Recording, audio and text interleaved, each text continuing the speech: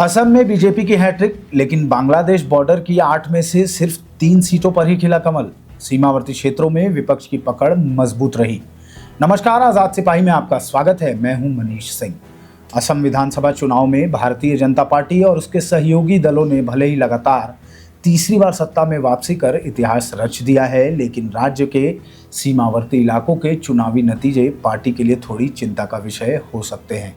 बांग्लादेश सीमा से सटे विधानसभा क्षेत्रों में बीजेपी का प्रदर्शन उम्मीद के मुताबिक नहीं रहा और इन इलाकों में मुख्य विपक्षी दल कांग्रेस ने मजबूत पकड़ दिखाई है। असम के कुल 4 जिले भौगोलिक रूप से सीधे तौर पर बांग्लादेश की अंतर्राष्ट्रीय सीमा साझा करते हैं।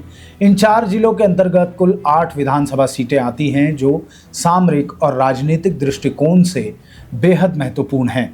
इन 8 अहम सीमावर्ती सीटों में से सत्ताधारी बीजेपी अपना परचम केवल 3 विधानसभाओं में ही लहरा सकी, जबकि बाकी 5 सीटों पर कांग्रेस ने बाजी मारी है।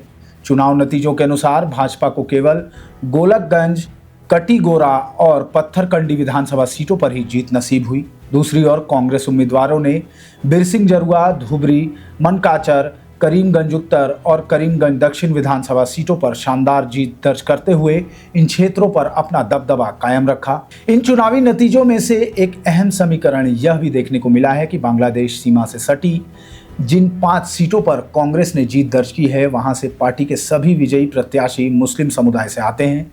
इन सीमावर्ती इलाकों की विशेष जनसांख्यिकी हमेशा से ही चुनाव परिणामों में एक निर्णायक भूमिका निभाती रही है।